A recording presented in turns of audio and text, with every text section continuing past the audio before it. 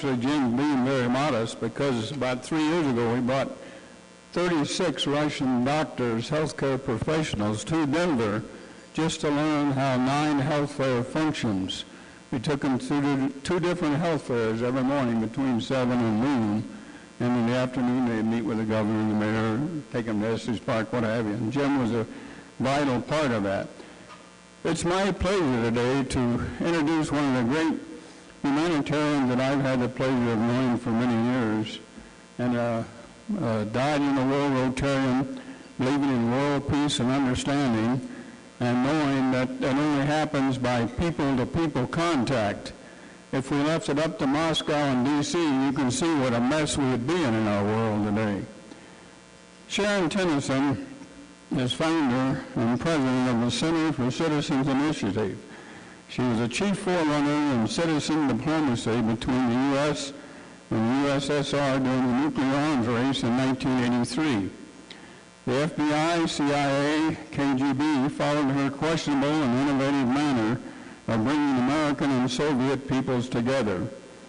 CCI, which is the Center for Citizens Initiative, transported Alcoholics Anonymous members to the USSR to share their message of sobriety, starting AA across 11 different time zones. Environmental and agricultural programs sprang up. Ordinary Soviet citizens began traveling to 264 cities on CCI programs in 1988 and 89. By the way, she was very involved with the U.S. State Department and USAID programs all this time. Sharon began training Soviet entrepreneurs in business development during the last year of communism in 1989. The U.S. Department of State began funding CCI in 1993, and Sharon was given a White House appointment in 1994. She developed 4 more business management programs over the next 6 years.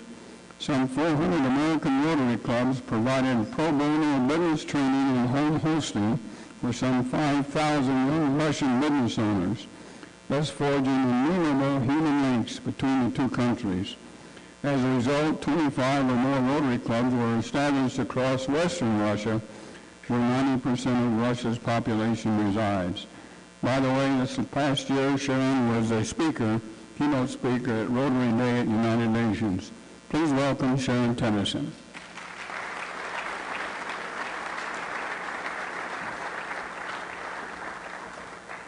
Well, I'm looking for... Can you hear me? I'm looking for a way to not have a podium in front of me so I can feel like I'm with you all. And first of all, I want to thank Grant. He has been wonderful in supporting us throughout the years, and even called me 2 or 3 months ago and said, you know, there are places you can speak in Denver if you come out here, and I'll help you. And so I'm here today because, and going to clubs from Colorado Springs up to Estes Park. I did 3 clubs yesterday, morning, noon, and night. I'm doing 3 presentations today, and so it's never ending when I get on the road. But thanks to Grant, I'm here. And thanks to you for inviting me to come, and also for the fact that you did host some of our delegations that came. I don't know how many delegations you hosted, but I'm deeply grateful to you for that. But after this introduction, I want to tell you, I am a very ordinary American woman. I have 4 children, 9 grandchildren, and I just simply want to see the world work better. And in 1983, as Grant said, I became just panicked about the nuclear arms race. For some reason or other, it hadn't dawned on me how dangerous this would be until that time. And so I started asking everybody, what can we do about this? How can we bring those arsenals down? And nobody had an idea. And so finally I just decided I was going to try to get under the Iron Curtain and see whether these people grew horns and tails or not. And so I was careful in putting together a delegation of 24 business and professional people, no peaceniks or anything like that involved. We went to examine who are these Soviet people.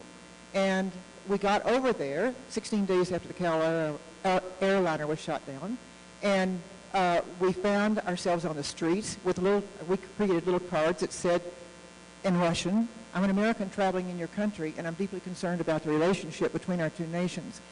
If you know anyone who can interpret for us, put your telephone number on the back of this card, and we would love to have a home visit with you. That was the way we developed our networks at the bottom of the country. And of course, networks at the bottom of the country really can't do what needed to be done, but at least we were getting to know the Soviet people. Then we were in their homes, in their apartments, rather small apartments, getting to know what they're like, what they thought, whether they supported the system or not, and that was the beginning. Out of that came things like AA and numerous programs that were multi-year programs, and eventually the U.S. government began funding most of them. We were running a budget of about 10 million a year with 5 or 6 million in-kind contributions, and Rotary was a huge part of that. So thank you so much for being a part of that also. I'm going to show you a few things about Rotary in Russia, a few slides. And after that, if we have time, we might have a discussion about what's going on in Russia, Washington, Ukraine, Crimea, and EU, okay? Let me see if I can work this technology.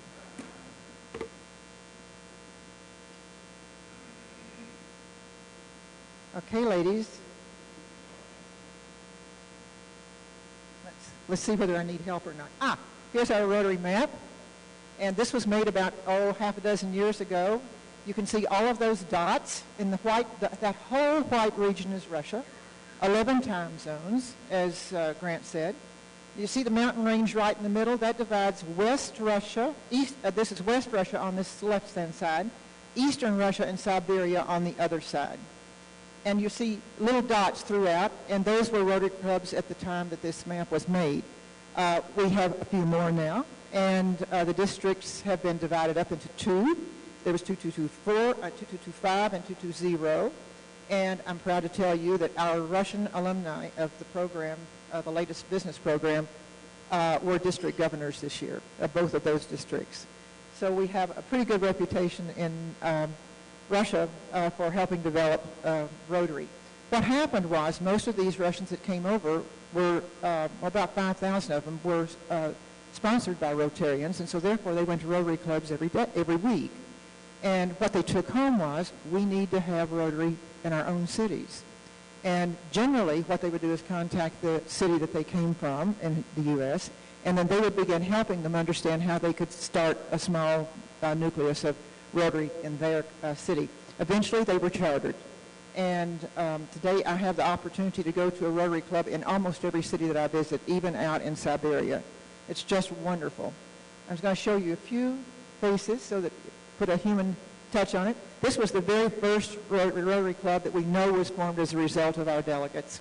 Olga Kryakova was our director of our program throughout about 20 years, and she was that whole club was sponsored by the Ohio Lakewood Rotary Club. Wonderful club. This is another shot of them. This was their first president. They're very active today. This is some of the activity that they got into. They were trying to fight corruption in their cities, and then they also were working with orphanages, but this was their association of entrepreneurs that did the corruption work. They literally created the first conference held in Russia by entrepreneurs in order to out the officials of their city who were asking for demanding the bribes. And all of the people on that front row are delegates of our program. In the audience, by the way, were the city officials, including the mayor.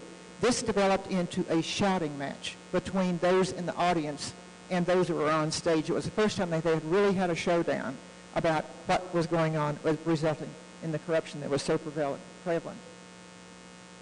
This Rotary Club was out in Ekaterinburg, in the middle of that mountain range, and it's grown considerably. Wonderful people, and they have orphanages as their service project.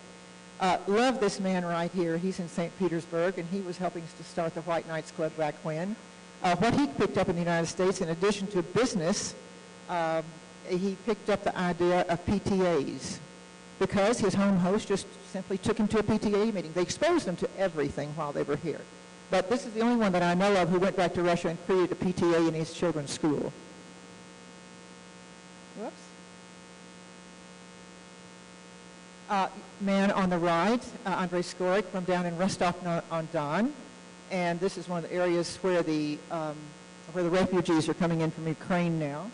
And the last I spoke with him by email, got an email from him, he said we were just deluged with refugees, and they're just trying to provide refrigeration for milk and the baby foods and things like this as they pass through the region and go on to other places.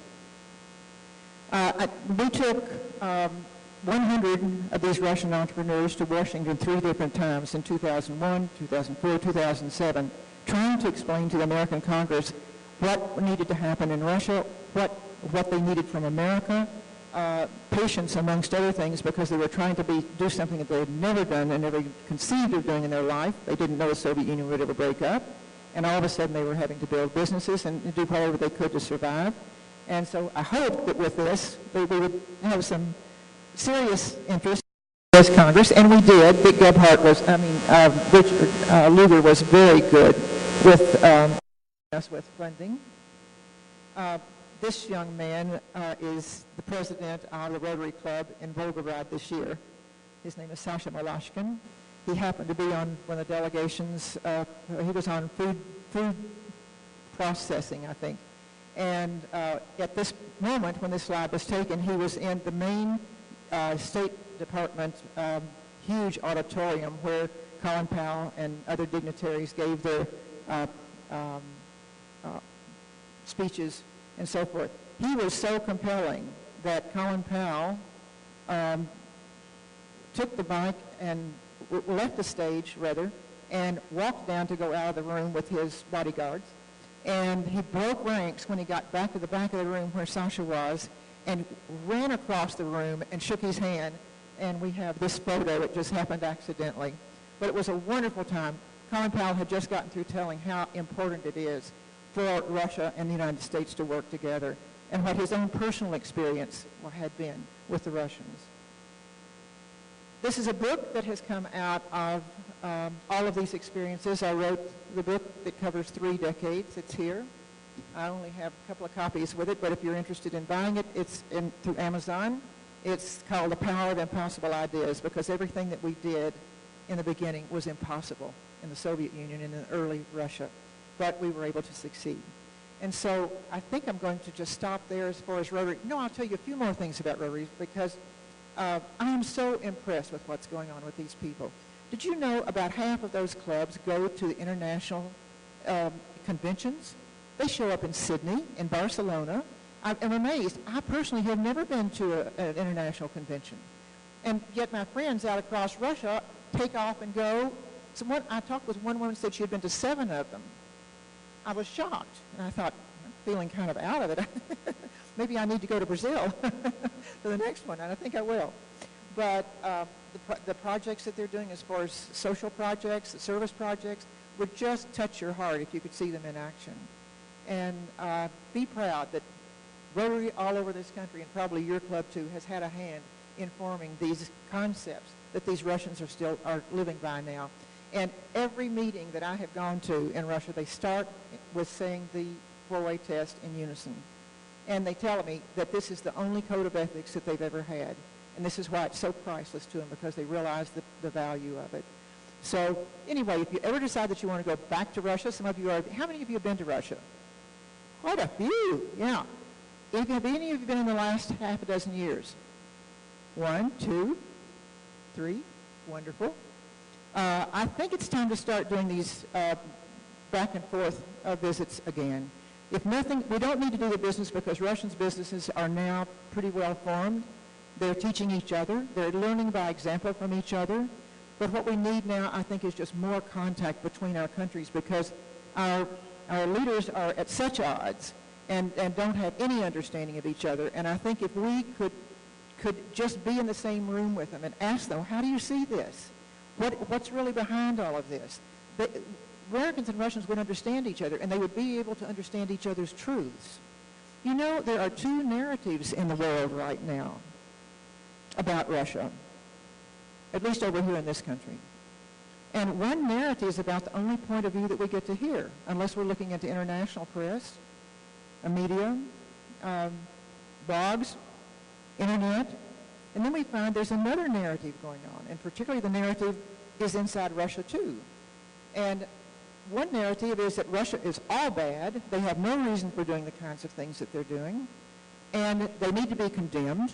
And they need to be broken. They need to be shamed. And then the other narrative says, wait a minute. There are reasons why they're doing some of these things. And we need to understand what those reasons are. The greatest reason behind the Ukraine situation right now is because Russia is so frightened to have more NATO bases next to their borders. Now, you and I can't understand that because we've never had to worry about border problems. We have a compliant Mexico and we have a compliant Canada. But can you imagine what it would be like if we had Warsaw Pact missiles on the borders in Canada and in Mexico? We didn't even tolerate having any type of activity like this in Cuba. And look, they're still under sanctions because of it. How can we not understand that Russia has this great fear, particularly since they have been invaded so many times in their history? And everybody in that country knows their history. It's like the children learn it in the early grades, and it's a part of their souls.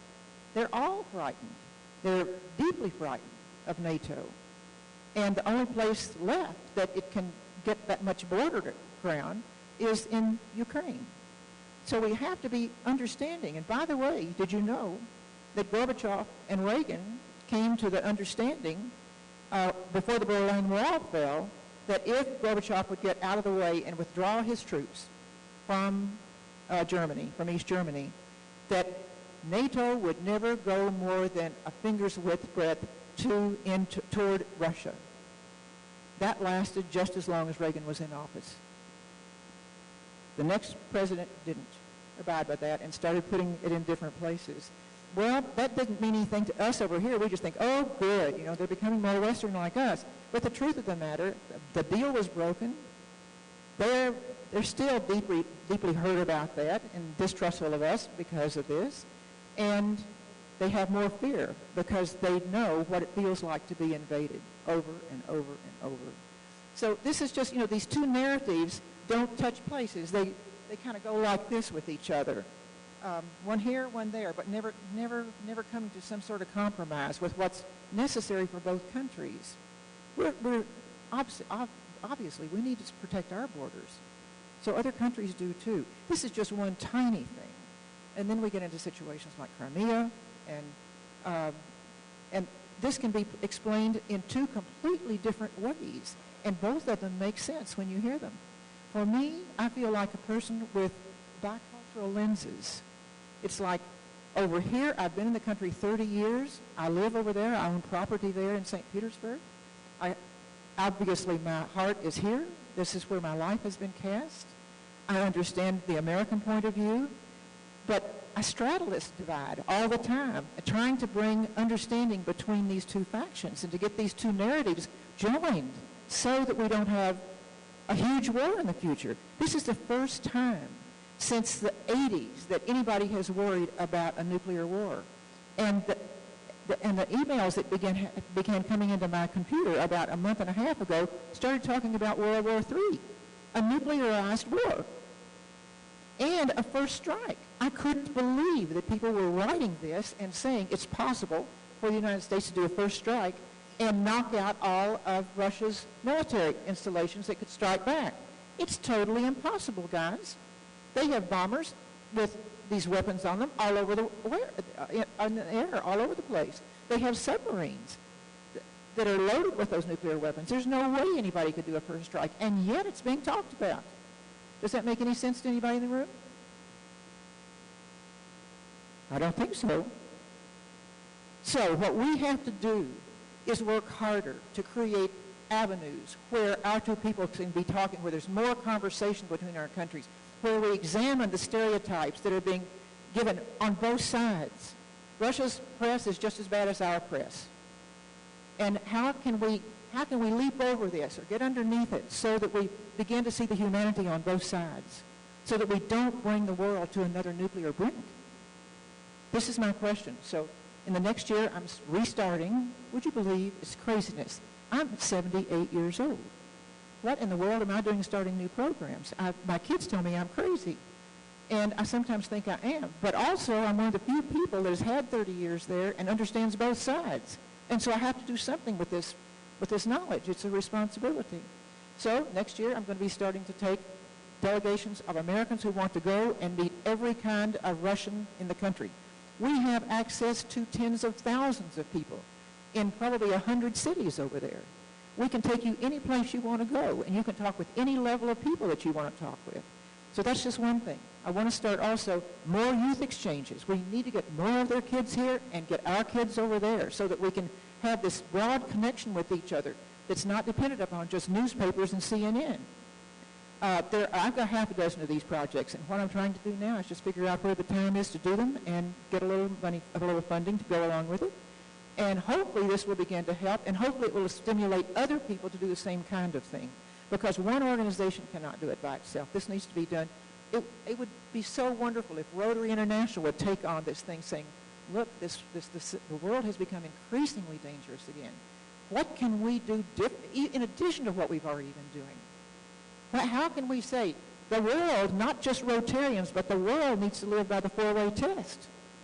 It really does.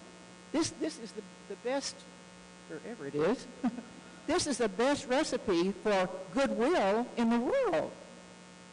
And we need to be publishing this every place we go. And so many of my emails, I don't say this is a four-way test from Rotary because I don't want people to think that I'm just trying to inundate them with Rotary and that they're supposed to join. But what I hope is they will get the message. And I end up saying, we need to ask ourselves, is this the truth, what we're hearing? Is this fair? Is it fair that we should expect something of others that we don't expect of ourselves? Are these acts building friendship and goodwill? Are they beneficial for all of us and for the whole world? I don't think so. So we need to be pushing this. If any of you have any ideas, or if you would like to be on my email list, I send out an email about once a week or every 2 weeks, wrapping up what I see has happened with regard to each little minute thing that's going on with Ukraine and Crimea and Russia and EU and Washington. And because I feel like it's so important for us to get multiple points of view. Do you? We don't want just one point of view, right? We want several points of view so we can make a decision someplace in the middle about what needs to happen. And so that's kind of where I am right now. I'm in the question. How can we resolve some of this situation as people of this country? There are many more of us than there are in the Congress. And quite frankly, the Congress is not making good decisions these days. Few people would think that it is. I certainly don't want them making decisions about our future and our children's future. Thank you very much.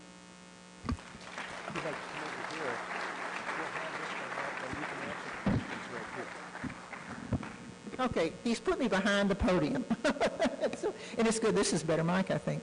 So if you have any questions, I would be happy to answer them. If you would like to be on the email list, just give me your business card. If you get on that, then you'll find about future trips and things that we could do in the future. Mm-hmm. Back here, please. Thank you very much. It was a great presentation. I think for those of us who have never been to Russia, we have the perception here in the States that it's the evil empire. And I think you've just shown us, it's astounding the number of Rotary clubs that are in Russia that think like we do, and as we sit here among our fellow Rotarians, we go, hey, they're just like us. So where's the disconnect between what we're getting from President Putin and Rotarians, and how do you join those two together? Where's the connection between President Putin and Rotarians in Russia?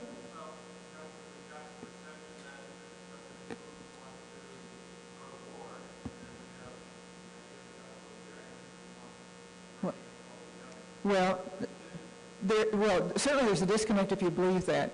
And as I said, there are two different narratives. One says that Putin wants to go to war and Russia wants to go to war.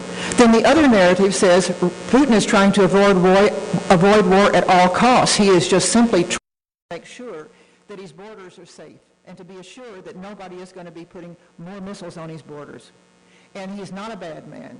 I have met Putin, numbers of the American ambassadors to Russia, the consul generals that served in St. Petersburg in Russia, and they worked directly with Putin for at least 3 years during their term. And the big business, the Americans who have gone over as joint venture CEOs have told me, particularly the ones with International Paper and Procter & Gamble, they have had many experiences with Putin. None of them believe what is being printed in the New York Times these days. I read the last article in the New York Times on Putin, which was 2.5 days ago. It had his face was center page. He then had they then wrote 2 whole pages on page 18 and 19 on him.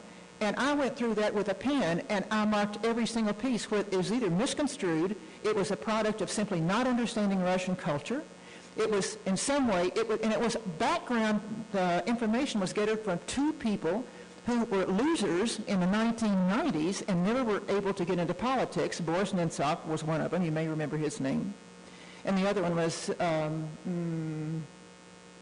I've forgotten, but I recognized his name immediately when I saw it. And so this was the background, these were the background informers for this whole 3-page article. And it was totally, I could totally break down the whole thing and dispute it. And so, know that there are 2 narratives, there's not just one.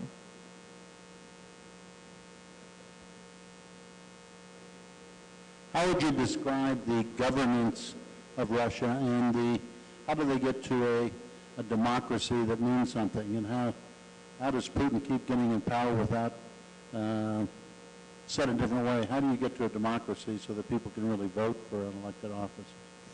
That's a good question. There has been some cut back in what we call democracy. The more the Russians have felt encircled, and the more fearful they have become of NATO, and of also the Crimea simply going to Ukraine without recognition of the fact that it had been Russian for 300 years. The more all of that has happened and the more encircled they have become much tighter. You remember after 9/11 in this country when all of a sudden everything tightened up. I was caught in Washington when 9/11 happened and I couldn't get even a plane out. And the Congress was completely shut down. Everybody was afraid of getting envelopes, so you couldn't get anything to your congress members in an envelope because they were afraid to have some white powder in it. And everything just went like this. And a lot of the other things have been basically brought into some sort of control since then. So this is what's natural with anybody, particularly even a family. Well, if they feel like they're under pressure from the outside, they will bind themselves up and they will come tighter as far as their inner unit goes because they're fearful. And so that's one piece of it. As far as democracy goes, any Russian will tell you, we have a democracy. To them, it's a democracy because they are free to go and come. They're free to say what they want to. They are free to have friends. They're free to have Americans over. They can have Americans in their homes. They can travel any place in the world they want to. They can go to church as many days a week as they want to. Nobody bothers them. They can build businesses as long as they are law-abiding. So, it's degrees of democracy. Then you take a look at, this is Russia's democracy, then you take a look at somebody like the Saudis. Do they have a democracy? They're our great allies. So there are all sorts of forms of government that we don't necessarily have to be exactly like ours in order for us to be friends with them. But I would say that Russia's democracy is closer to America than the Saudis and some of our other partners over there in the Middle East. Maybe we have time for one more. Okay. About 14 years ago, Mikhail Gorbachev spoke here in Denver to a ballroom full of people for an hour and a half in Russian, berating the United States for gloating over the dissolution of the Soviet Union. And he forecasted, he said, if you guys don't go and support what is happening there now, a totalitarian government will take over again, and you will regret it. So this is your opportunity. Do you feel we missed that opportunity? You say I missed that opportunity? That the United States should have been supporting and helping. Absolutely. Absolutely. We cannot expect any nation to develop a full democratic system in 14 years. We have been 200 some odd years, and it still is not perfect. We just can't. I mean, we can, but we do it at our own risk and at the world's risk. Any other questions? Thank you Right very here. much. I think we've run out of time, sorry. Let's thank Sharon for her time here.